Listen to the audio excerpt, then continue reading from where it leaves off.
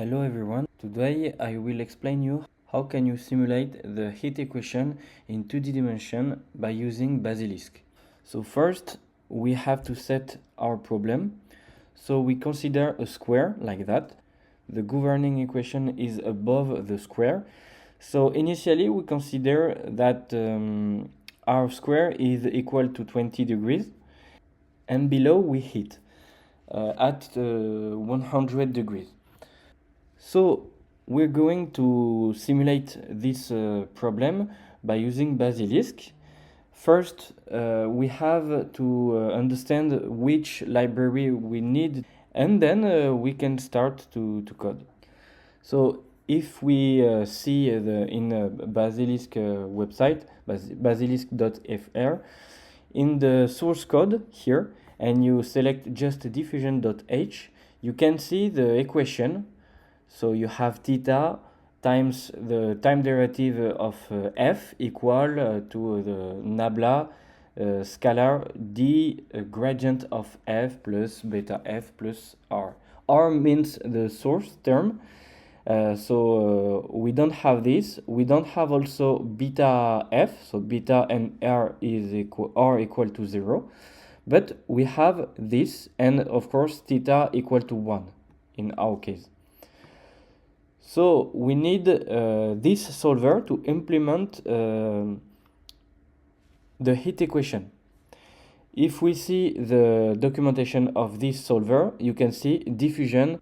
So we need our scalar. In our case, is just equal to t, big T.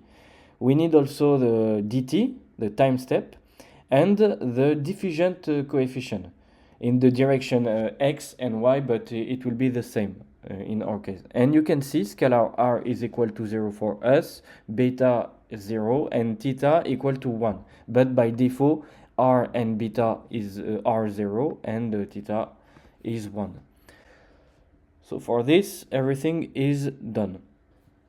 Okay, so we are in the VS Code and we start to include our library. So first we need the diffusion.h. We need also run.h to simulate the integration by the time. And finally, one library about the extraction in the VTU format. So here is our library. Then we have to set up our scalar. So in Basilisk, we can just type scalar, and the name of our scalar is just t, big T. And here is the syntax. Then we need also the diffusion coefficient. We just set up like the C language, double, for example, and we call it dxy. Okay.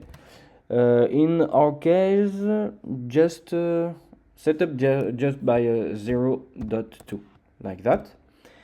And then we need also delta x, the space step in the x direction and y direction to compute our time step, of course. So I just set up double dx and dy.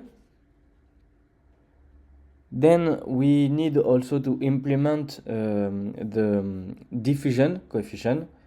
As you can see, it's a vector in the x direction and y direction, but it's just constant in our case. But there is no reason generally that the diffusion coefficient is constant. So to implement it, we just need to do that. So const face vector, because it's a vector, and we just need to call it big D with a bracket and set a value of D in the x direction and y direction. Okay, and then also we can add the initial condition, the value of initial condition, and the value, because I said I will hit only below. So I can set up also another variable like that by using double t0, for example, equal 20 degree. Don't forget this one, because it's still the C language. If I forget it, nothing will work. We can start to implement the main function. So it's like in the C language, so it main, and we can do something inside the it main. First, we need to set up the domain, the size of the domain. For example, we can just put L0. So L0, for example, is the private variable. I cannot, for example, create double L0 because it's already exists. So be careful with this. L0, so I will just set up, for example, 10. We don't care about the units, it doesn't matter. It's just an example. Of course, you can say, for example, 10 centimeter meters, as you wish. I can also play with the grid. Imagine you want the origin is above, below, at the center. So for example, let's do it at the center. X0, also it's the private variable. It's equal to y0, and we just set up L0 divided by 2 to move the origin at the center. We need also to define the resolution of the space mesh, the mesh. So big N is equal, so be careful, you cannot enter a number what you want. You have to enter a power of 2. So for example, let's do it at 64 in X and 64 in Y, so 120. And here there is no point because it's an integer, not a float. And then I just need to set up to define what is the dx and dy. And finally, I just have to declare this function. I have to call this function just to create. It's not necessary. You can just directly create by using mkdir like that and create your folder. You can also do it directly here. It's the same thing. And don't forget to run your program like that. Okay, so the main function is finished. We can now to set up the boundaries condition. So if you remember, I want to hit only below. It means at the left, right, and above, it's free. And to do that, in the Basilisk, we have two functions directly when we know the value of the function at one point, for example, and numan, when we know the value of the derivative of the function, the unknown function. So if I want to hit below, it means I know the value of my temperature of T below. But if I said it's free at the left, right, and above, it means I don't know the value. So I have to specify the derivative. So directly is for the value of the function, and numan is for the value of the derivative of the function. So to compute the boundary condition, I just have to set up this line. Okay, so you can see the syntax. Don't forget this one. And also I can create a double flux equal to 0 and set up flux here, but it's exactly the same. It doesn't matter.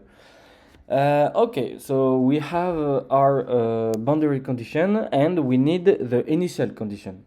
So to create this, I will create an event to do that. So an event on Basilisk, it's like just a function or event that intervene at certain times, certain moments. So for example, in our case, I want to create the initial condition, and it specifies only at t equal to 0. So I will create event. Event is the keyword. So it's always like that in Basilisk. When you want to create some specified event, you use this keyword here and your name of your event. For example, for me is the initial condition. So I will just set up init like that. And I use this bracket, and I specify when. So for example, in our case is just equal to t equals 0, and I use this, and I specify the value of my temperature at t equal to 0. In generally, if you use C, you have to set up for I and a second loop for G why two loops? Because there is X direction and Y direction, and it's true. But in Basilisk, you can replace both loops by only one, and the name of this loop is for each. I will set up t, my scalar t, as at 20 degrees, and that's it. It's just here we just see a simple example. I will not start to make some strange things. It's just simple, just to show you how can you use Basilisk quickly and easily. So we finished the initial condition. So now we just need to call the diffusion.h, and the problem will be finished. So I use another event, and now I want this event run my program. So I will just call it running, for example. And what is the moment? Every step. So I++, like that. And here I will call my solver. So first I need to set up the dt, because here is just a simple value. It doesn't matter for Basilisk, but we need to implement our dt in the real dt. So here is the private variable, so we need to fix this one. And in our case, to do that, we just need to specify dt next is a specify function, and we enter the value of dt, and don't forget it, this.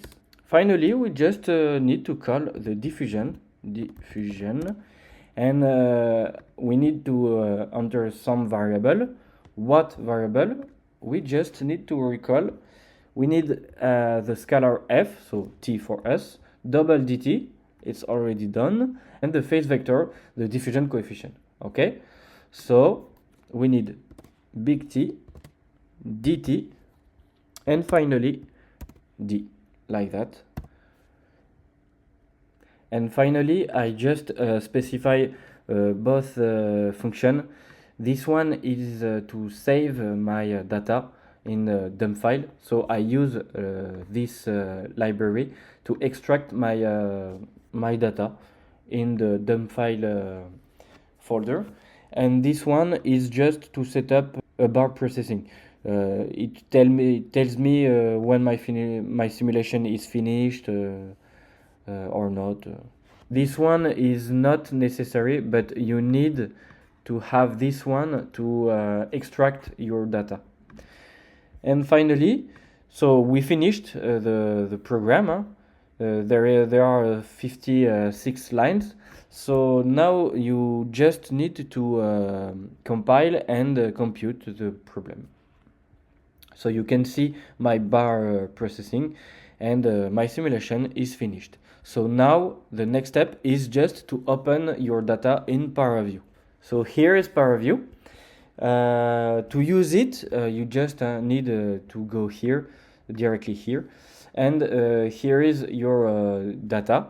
You select it and apply, and here you can see what variable you saved. So if you remember, here I just saved the scalar t, okay? Here it was the vector if I had a vector, but here I have only one scalar, so, and it's equal to t. So it's not necessary I declare a vector, but just a scalar. So that's why you have only big T here. And if I click, I can see my square, okay? If I use X like that, I can see the origin is at the center, okay? As I said, it's perfect. I can remove it, let's go, okay. Also, I can see the mesh if you go here, okay? And you select surface with edges, so you can see the mesh. If we zoom, you see the little squares, so it's okay.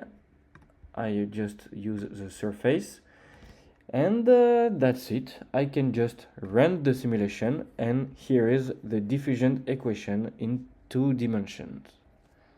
So yes, I hit at the bottom, and here and here it's just 3, okay? So if I increase the time, of course diffusion will spread further, of course, but here I just took 10 seconds, so that's why the simulation stopped here. Okay, so I just wanted to show you how can you program the diffusion equation. So here is the code. Of course, I will put it in my GitHub. So don't hesitate to see this one. And yes, you can modify the value of the boundaries condition, the initial condition. You can set up, for example, a sinus. So you can set up also another directly, or use the periodic boundary condition, whatever you want. So here is a base, and you can play as you want. If you don't understand one thing, don't hesitate to write me directly in the comment, and if you understood everything, so everything is perfect. And see you later.